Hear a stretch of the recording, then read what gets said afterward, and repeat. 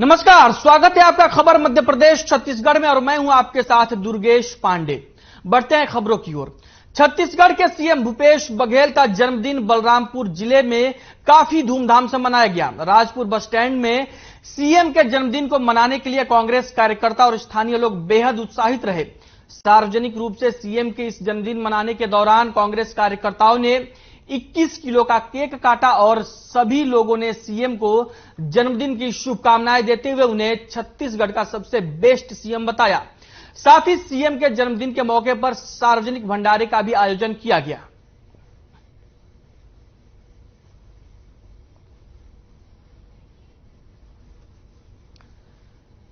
छत्तीसगढ़ के मुख्यमंत्री भूपेश बघेल का जन्मदिन मनाया गया और इस दौरान सार्वजनिक भंडारे का भी आयोजन हुआ। बलरामपुर जिले में कांग्रेस कार्यकर्ताओं ने सीएम के जन्मदिन के मौके पर 21 किलो का केक काटा और लोगों ने मुख्यमंत्री को जन्मदिन की शुभकामनाएं भी दी।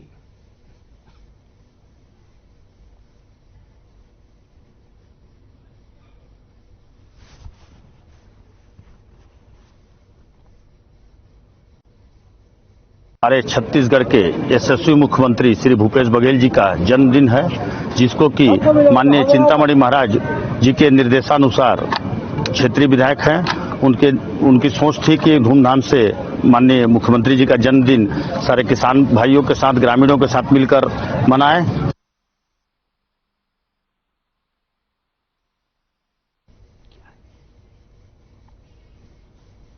अब बात करेंगे इस वक्त की बड़ी खबर की। इस वक्त की बड़ी खबर गुना से आ रही है।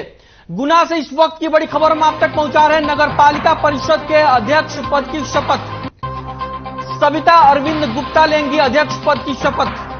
नगर पालिका में होगा शपथ ग्रहण समारोह। गुना से इस वक्त की बड़ी खबर हम आप तक पहुंचा रहे हैं। नगर पालिका परिषद के अध्यक्ष पद की शपथ सविता अरविंद गुप्ता लेंगी अध्यक्ष पद की शपथ। नगर पालिका में होगा शपथ ग्रहण समारोह। सविता अरविंद गुप्ता लेंगी अध्यक्ष पद की शपथ। गुना से इस वक्त की बड़ी खबर हम आप तक पहुंचा रहे हैं। सविता अरविंद गुप्ता लेंगी नगर पालिका परिषद के अध्यक्ष पद की शपथ। नगर पालिका में होगा शपथ ग्रहण समारोह। नगर पालिका परिषद के अध्यक्ष पद की शपथ ली जाएगी और नगर पालिका में शपथ ग्रहण का आयोजन किया जाएगा। गुना से इस वक्त की बड़ी खबर हम आप तक पहुंचा रहे हैं।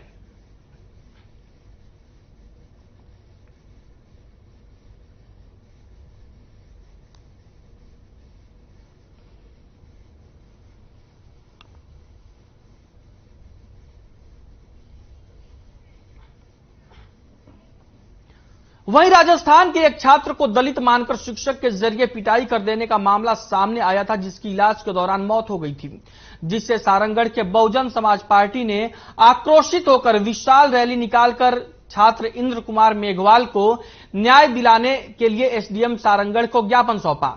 इनकी 3 मांगे हैं। इंद्र कुमार मेघवाल के हत्यारे स्कूल शिक्षक छैल सिंह को फांसी होनी चाहिए। इंद्र कुमार मेघवाल के परिवार को 5 करोड़ रुपए का मुआवजा दिया जाए और परिवार के एक सदस्य को सरकारी नौकरी दी जाए।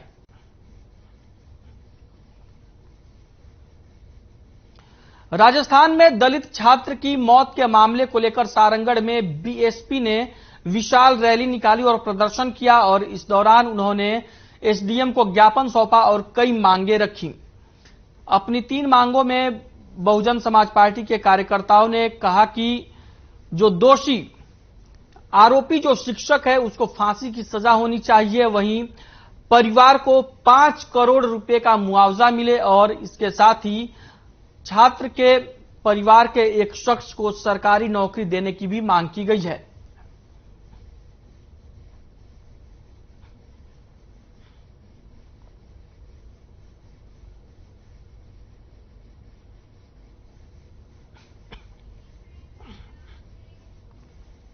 वहीं बलरामपुर जिले में हर खबर की खबर का एक बार फिर से असर हुआ है।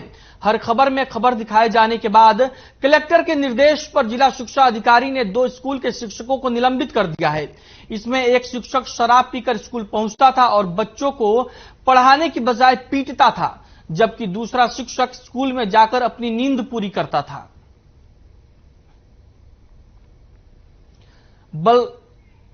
बलरामपुर में हर खबर की खबर का असर देखने को मिला है, जहां पर 2 शिक्षक निलंबित कर दिए गए हैं।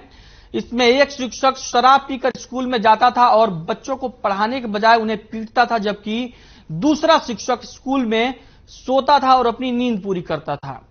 हर खबर ने इस मामले को प्रमुखता से उठाया था और खबर दिखाई थी, जिसके बाद प्रशासन ने अब एक्शन लिया है। जिला कलेक्टर ने मामले को संज्ञान में लेकर एक्शन लिया है और दोनों शिक्षकों को निलंबित कर दिया गया है।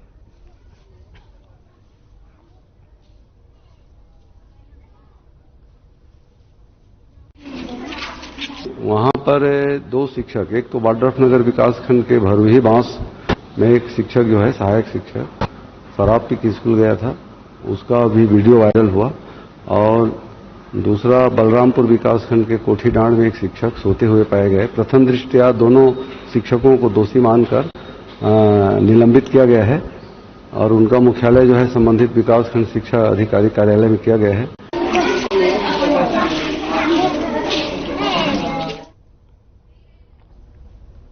वहीं छत्तीसगढ़ के कवर्धा विकासखंड के ग्राम कापारारा वार्ड 18 और 19 की सड़कों की हालत जर्जर हो चुकी है, जहां लोगों का घरों से निकलना मुश्किल हो गया है। वहीं पढ़ाई करने वाले स्कूली बच्चे भी स्कूल जाने से कतरा रहे हैं। ग्रामीणों ने सड़क की मांग को लेकर कलेक्टर के पास शिकायत की है, लेकिन अब तक सड़क की मांग पूरी नहीं हो पाई है। वहीं ग्रामीणों की लगातार शिकायत के बाद सड़क की मरम्मत नहीं कराए जाने को लेकर ग्रामीणों ने जनता कांग्रेस के साथ मिलकर उग्र आंदोलन करने की चेतावनी दी है। कवर्धा का यह मामला है, जहां पर सड़क को लेकर ग्रामीण परेशान है, स्कूली बच्चे भी परेशान है। स्कूली बच्चे स्कूल जाने से भी कतरा रहे हैं और ग्रामीणों ने कई बार मामले को प्रशासन के सामने उठाया है। प्रशासन से मामले में शिकायत भी की गई है, लेकिन ग्रामीणों की सुनवाई नहीं हो रही है, जिसको लेकर ग्रामीणों ने आंदोलन करने की चेतावनी दी है। यहाँ का सड़क इतना ज्यादा खराब हो चुका है कि यहाँ के लोगों को बहुत ही ज्यादा समस्याओं का सामना करना पड़ रहा है, खास करके स्कूली बच्चे को। और लोग घर से स्कूल जाने के निकलते तो है, लेकिन रास्ते में कहीं पर गिर जाते हैं, फिसल जाते हैं, जिससे उनका ड्रेस पूरा खराब हो जाता है।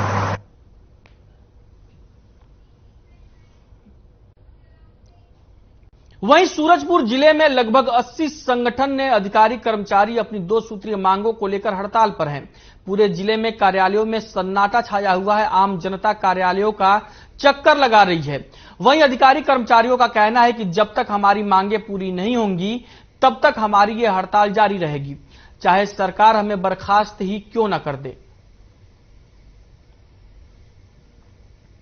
सूरजपुर में अधिकारी और कर्मचारी हड़ताल पर हैं, जिसके चलते लोगों को काफी परेशानियों का सामना करना पड़ रहा है। वहीं अधिकारियों और कर्मचारियों का कहना है कि सरकार उनकी मांगों को पूरा करे तभी वो काम पर वापस लौटेंगे।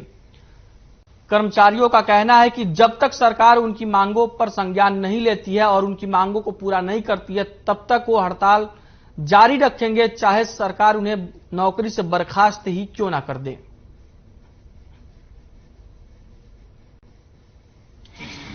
हमारा ये 22 तारीख से ये आंदोलन यहाँ पर आरंभ हो चुका है, जो कि 2 सूत्रीय मांग को लेकर हम लोग इस पंडाल के नीचे बैठे हैं। प्रांत व्यापी धरना प्रदर्शन चल रहा है। ये विकासखंड रामानुज नगर के पंडाल के नीचे हम कर्मचारी अधिकारी फेडरेशन के बैनर तले यहाँ पर सभी संगठन उपस्थित हैं। अधिकारी कर्मचारी फेडरेशन के हमारे मार्गदर्शक हैं, उनके अनुसार हम चलेंगे, जैसा वो कहें। और अगर भूख हड़ताल करना भी पड़े तो भी हम जाएंगे, लेकिन इस डीए और एसआरए को लेके ही रहेंगे। लगभग कितने कर्मचारी आप लोगों के साथ यहाँ चलन करते हैं? अभी हमने सुना है 94 संगठन हमारे साथ है।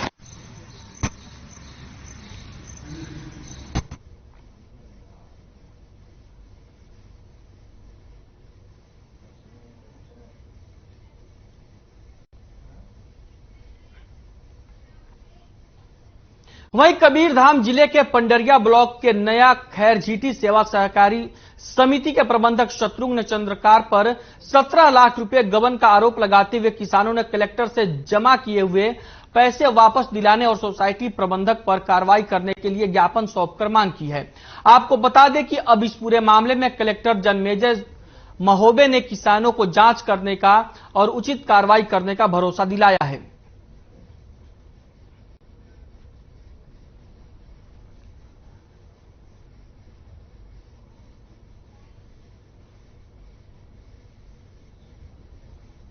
प्राप्त हुई थी और जो सीसीबी नोडल है उसको निर्देशित किया गया है और वो एक टीम गठित कर लिया गया है जिसमें संभवतः जो प्रशासनिक अधिकारी भी कोई ना कोई होगा और यदि मान लो उसमें कोई भी अपराध पाया जाता है तो आगे की कार्रवाई होगी।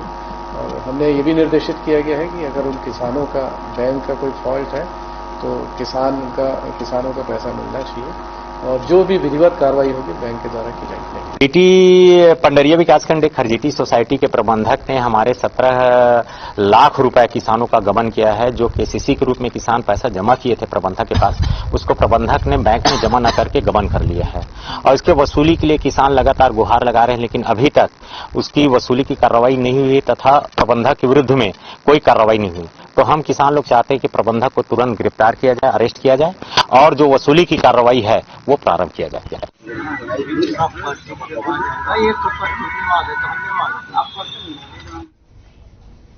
खबर नरसिंहपुर से है, जहां करबला के पास 8 साल का बच्चा घर में पली बछिया के साथ खेल रहा था। वहीं खेलते खेलते बछिया की पूंछ पकड़कर बच्चा सिंगरी नदी में चला गया और नदी में डूब गया, जिसकी परिवारजनों ने कोतवाली पुलिस को सूचना दी। कोतवाली पुलिस ने मौके पर पहुंचकर एसडीआरएफ की टीम को बुलाया और रेस्क्यू शुरू किया गया। मंगलवार देर रात तक बच्चे का कोई पता नहीं लग पाया। हालांकि आज फिर से एसडीआरएफ और कोतवाली थाना पुलिस के सहयोग से रेस्क्यू शुरू किया गया है।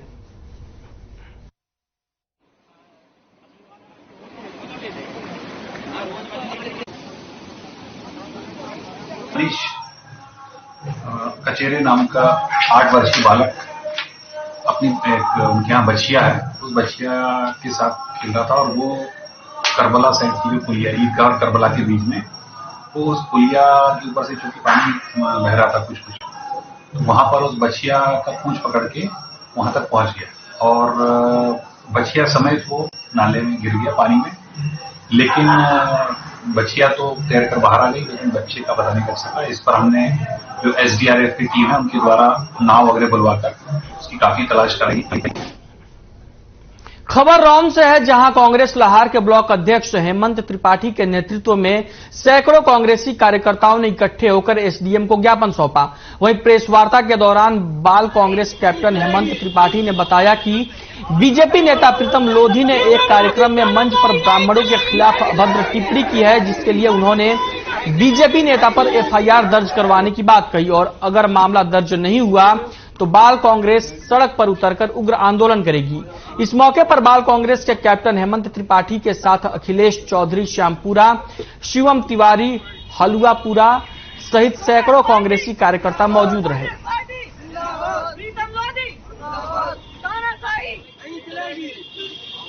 ये आज मैंने प्रीतम सिंह लोधी, एक भाजपा नेता है प्रीतम सिंह लोधी, उनके द्वारा ब्राह्मणों जो व्यास गद्दी पर बैठे उनके बारे में कहा गया है कि वो महिलाओं को बुरी तरह से देखते हैं। इसके विरोध में हमने आज पुलिस अधीक्षक महोदय के नाम ज्ञापन सौंपा है, जिसमें बताया है कि एफआईआर की जाए, वरना हम 10 दिन के बाद धरना प्रदर्शन करें।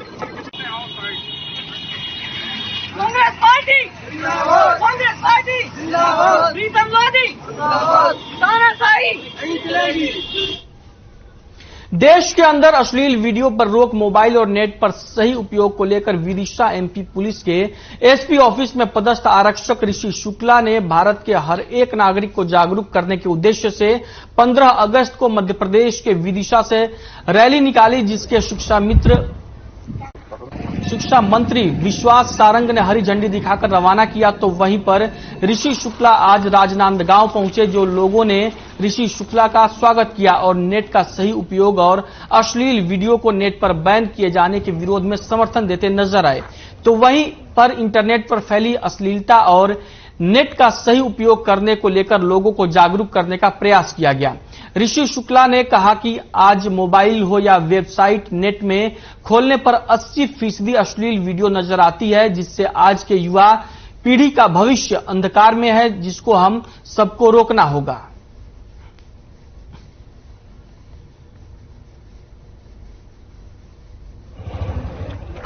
मैं विदिशा जिले मध्य प्रदेश से निकला हूं और भोपाल नागपुर होते हुए आज राजनांदगांव आया हूं। आज यात्रा का 9वां दिन है और एक मोटिव लेकर निकले हैं जो इंटरनेट पे अश्लीलता फैलाई जा रही है, उसके विरोध में ये यात्रा है कि उसको बंद कराने के लिए सरकार सहयोग करे और जनता और युवा पीढ़ी भी उससे दूर रहे और देश निर्माण में अपना सहयोग करे।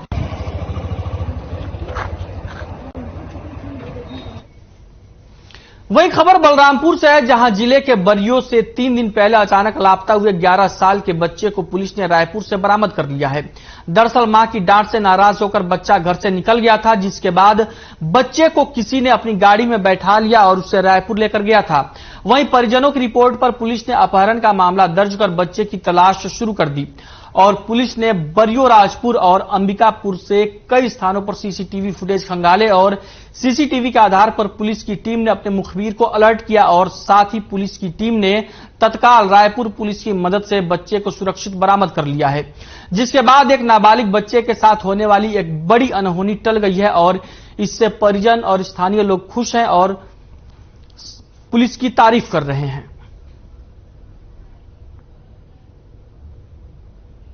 बरियो पुलिस को सूचना दी गई थी कि दिनांक 21/8/22 के लगभग 10 बजे से ही एक नाबालिग बच्चा जिसकी उम्र 11 साल है, नाम विवेक चौधरी, घर से लापता है। इसमें वरिष्ठ अधिकारी को सूचना देकर उनके निर्देशों पर पतासाजी शुरू की गई थी।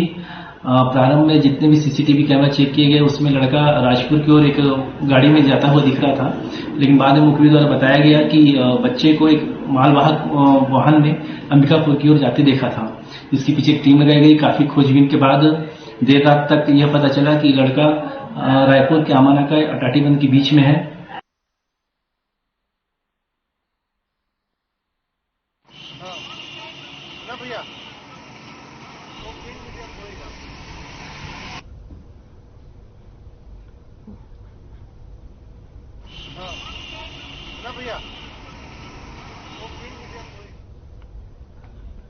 खबर बलरामपुर से है, जहां पर एक बच्चा घर से डांट से नाराज होकर भाग गया था और उसके बाद पुलिस बच्चे की तलाश में जुटी थी और बच्चे को पुलिस ने सकुशल बरामद कर लिया है, जिसको लेकर स्थानीय लोगों और परिजनों ने पुलिस की तारीफ की है।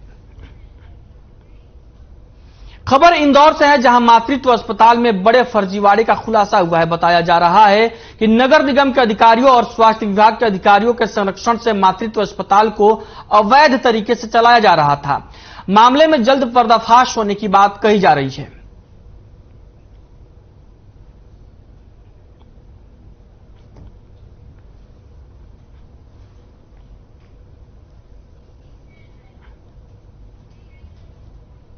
वहीं रामचंद्रपुर थाना क्षेत्र के एक गांव में नाबालिग किशोरी के साथ 16 अगस्त को दुष्कर्म किया गया था।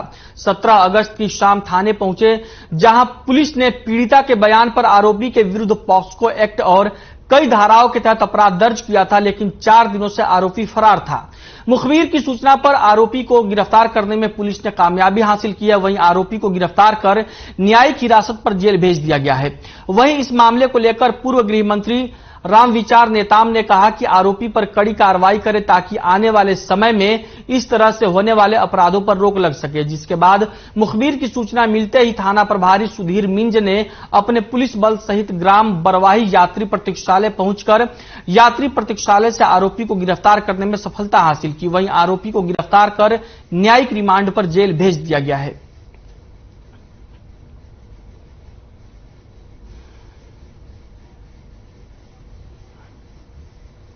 हिम्मत दिया है कि आपको आपकी बच्ची के साथ इतना बड़ा अनहोनी हुआ, अत्याचार हुआ है, ये जघन्य घटना है। ऐसे जो अपराधी है वो किसी भी हालत में नहीं बचना चाहिए और बचना भी नहीं चाहिए। इसके लिए हम सब है पीड़ित परिवार है उनके साथ। वहीं नागरिक छत्तीसगढ़ अधिकारी कर्मचारी फेडरेशन ने छत्तीसगढ़ सरकार से केंद्र सरकार की तर्ज पर 34% महंगाई भत्ता और 7वें वेतनमान की मांग करते हुए रावण भाटा मैदान के सामने अनिश्चितकालीन हड़ताल शुरू कर दी है। इस हड़ताल को करीब 98 से ज्यादा संगठनों का समर्थन प्राप्त है। फेडरेशन के अध्यक्ष डोमार सिंह ध्रुव ने कहा कि शासन की उपेक्षा की वजह से प्रदेश भर के अधिकांश दफ्तरों में ताला लगा दिया गया है और अनिश्चितकालीन हड़ताल की जा रही है।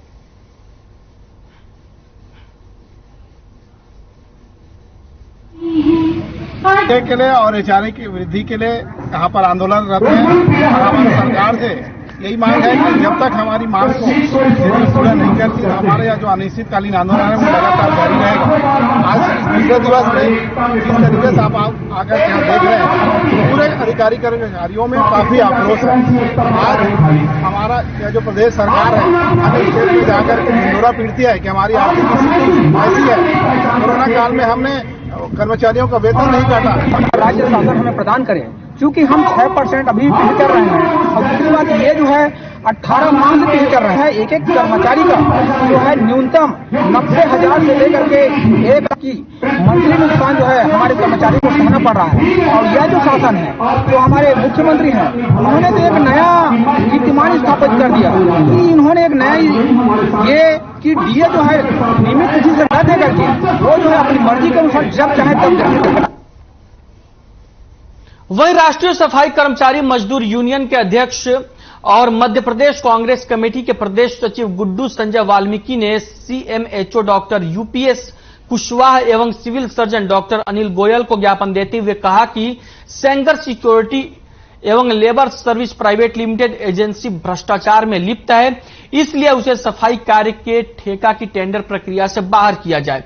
उन्होंने कंपनी पर आरोप लगाते हुए कहा कि सेंगर सिक्योरिटी एवं labour service private limited agency द्वारा जहां सफाई कार्य का ठेका लिया गया है, गुड्डू संजय ने कहा कि सेंगर सिक्योरिटी एवं labour service private limited agency के अलावा किसी अन्य एजेंसी को टेंडर दिया जाए। यदि सेंगर सिक्योरिटी एवं labour service private limited agency को टेंडर दिया जाता है तथा एजेंसी द्वारा भविष्य में यदि सफाई कर्मचारियों का शोषण किया जाता है तो इसकी जिम्मेदारी सीएमएचओ और सिविल सर्जन की होगी।